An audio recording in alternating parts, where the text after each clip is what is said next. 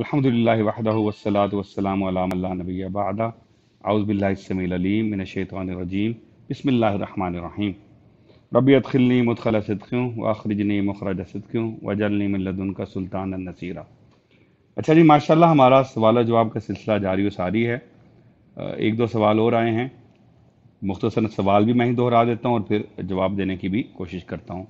सवाल ये है कि इंसानी फितरत असल में है क्या और फिर ये बदलती कैसे है। जवाब बड़ा आसान है। अगर हम कुरान पाक का मुताला करें तो अल्लाह ताला क्लियरली दो चीज़ें फरमाते हैं। एक जगह फरमाते हैं कि हमने तमाम इंसानों को अपनी फितरत पर, फितरत सलीम पर, अच्छी फितरत पर पैदा फरमाया। इसका मतलब है कि हम सब जो इब्ने आदम हैं, हमारे अंदर एक बेसिक इंस्टिंक्ट है जो अल्लाह से हमें कनेक्ट करता है। इसको फिर दूसरी जगह अल्लाह ताला ने क्वालिफाई कराया है, इसको हम अहद अलस्त कहते हैं। इस तफसील हम एक और दफ़ा पहले डिस्कस कर चुके हैं, मैं रिपीट कर देता हूँ कि तमाम रूहें जिन्होंने हज़रत आदम से लेके और आखिरी इंसान तक, इब्ने आदम तक, जो क़यामत तक आएगा, इस दुनिया में आना है, अल्लाह ने सबको तख्लीक फरमा लिया था। उन सबको इकट्ठा किया और उनसे पूछा अलस्तु बिरब्बिकुम, क्या मैं तुम्हारा रब नहीं हूँ। और उन सब रूहों ने, जिसमें मेरी आपकी रूहें भी शामिल थी, अबू जहल की भी शामिल थी, कहा कालू बला शहीदना, बेशक तू हमारा रब है और हम सब इसकी गवाही देते हैं। तो हमारी बेसिक फितरत ये है। अब ये फितरत फिर बदलती कैसे है। जैसे मैंने रेफरेंस में कहा कि उन रूहों में तो अबू जहल भी शामिल था। यहाँ एक लम्हे को रुक के थोड़ा सा एक कॉन्टेक्स्ट लेना पड़ेगा, जो कि एक अलहदा गुफ्तगू का अगरचे मुतकाजी है, और मैं 2-3 बार कह चुका हूँ कि हम गुफ्तगू करेंगे। वो ये कि हम जो गोश्त पोश के इंसान यहाँ हैं, हमारे दो हिस्से हैं। एक हमारे अंदर रूह है। ये रूह वो है जिससे वो अहद हुआ है। ये रूह वो है जिसको इल्म सौंपा गया, इल्म की अमानत सौंपी गई। ये रूह वो है जो उस इल्म की बुनियाद पर इल्मुल अस्मा सीखती है और फरिश्तों से बाजी ले जाती है। इसके अंदर वो सलाहियत है कि गुज़श्ता इल्म को आने वाले वक्त के इल्म की इमेजिनेशन से मिला के, इंटीग्रेट करा के अपने नए सिरे रास्ते बनाती है। उसी की बुनियाद पर इस इब्ने आदम ने आग बनाई, पहिया ईजाद किया और आज नैनो टेक्नोलॉजी की और डिजिटाइजेशन की और दूसरे सियारों पे जिंदगियों की बात कर रहा है। दूसरा हमारा एक एनिमल वजूद है, हैवानी वजूद है, एनिमल इंस्टिंक्ट है। उसके अंदर वो तमाम मामलात हैं जो एनिमल में होती हैं, जिसमें बगावत भी शामिल है, जो हाबील से शुरू हुआ, काबिल से शुरू हुआ, कि जहां एक भाई ने दूसरे को इसलिए कत्ल कर दिया कि उसकी कुर्बानी जो उसने अल्लाह के हुजूर पेश की कबूल हुई और उसकी नहीं हुई। ये वो एनिमल इंस्टिंक्ट है।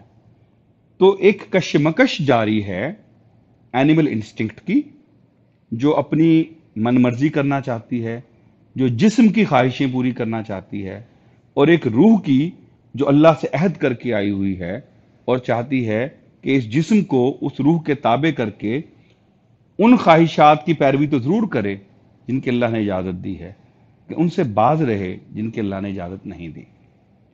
तो ये चलता रहता सिलसिला।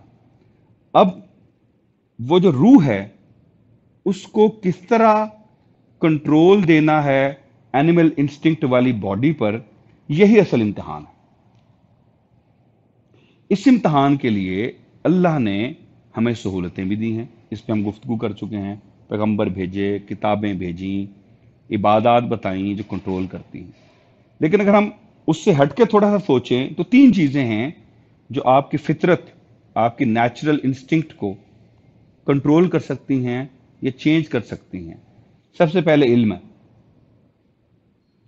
वो इल्म जो है, जूं जूं आपका बढ़ता जाएगा, आपको अपनी औकात इस पूरी यूनिवर्स में जो अल्लाह की है पता चलती जाएगी।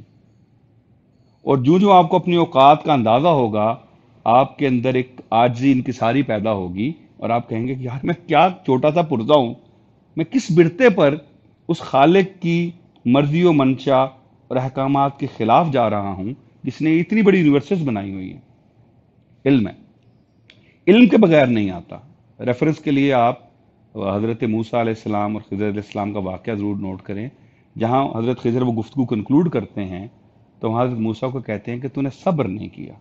پھر ساتھ میں کوالیفائر ڈالتے ہیں کہ علم کے بغیر صبر آتا بھی نہیں۔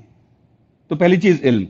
میں نے یہ ریفرنس اس لیے دیا کہ ہم نے جب سے یہ گفتگو شروع کی ہے تو ماشاءاللہ سال سے اوپر ہو گیا، تو میں ضرور کہتا ہوں کہ میں کوشش کرتا ہوں کہ جو بات کہوں اپنی طرف سے نہ کہوں، اور اگر کبھی اپنی طرف سے کہنی پڑ جائے تو میں بتا دوں کہ میری طرف سے علم کے بغیر نہیں آتا۔ دوسرا براٹ اپ، تربیت، ٹریننگ۔ اقبال یاد آ گئے کہ فیضان نظر تھا یا کہ مکتب کی کرامت تھی، سکھائے کس نے اسماعیل کو آداب فرزندی۔